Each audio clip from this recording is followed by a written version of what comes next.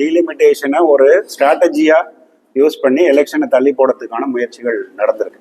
இப்போ எலெக்ஷன் தள்ளி போட்டால் ஆப்வியஸ்லி போன முறை நடந்த மாதிரி பல்வேறு மத்திய அரசுடைய நிதி, ஒன்றிய நிதிகள்லாம் வந்து நீங்கள் எலெக்ஷன் நடத்தினாதான் அனுப்புவோம் அப்படின்ற ஒரு சூழல் உருவாகுது.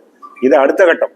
ஆனால் இன்னைக்கு வந்து டீலிமிட்டேஷனை காரணம் காமிக்கிறதுன்றது மக்களை ஏமாற்றக்கூடிய செயலாக இருக்குது அப்படின்றத நம்ம ரொம்ப தெளிவாக பதிய வைக்க வேண்டிய அவசியம் இருக்குது.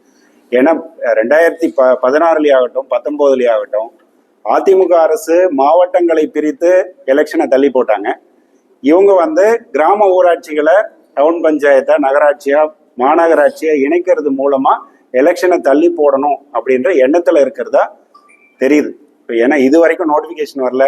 டீலிமிட்டேஷன் பத்தி அஃபீஷியலா இப்ப நாங்க வந்து தன்னாட்சி சார்பா ஆர்டிஐ போட்டோம். எந்தெந்த கிராம ஊராட்சிகள்லாம் இணைக்கிறீங்க லிஸ்ட் கொடுங்கன்னு ஆர்டிஐ போட்டோம்.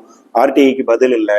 திமுக அரசு வந்து பரந்தூர் இஷ்யூ ஆகட்டும், மேல்மா இஷ்யூ ஆகட்டும், எல்லா இஷ்யூலையுமே வெளிப்படைத்தன்மை இல்லாம செயல்படுறது அப்படின்றது ரொம்ப தெளிவா வந்துட்டு இருக்கு. இப்போ இந்த விஷயத்துலையும் டீலிமிட்டேஷன் ஆகட்டும் இல்லை தேர்தல் ஆகட்டும் வெளிப்படைத்தன்மை சுத்தமா இல்லை.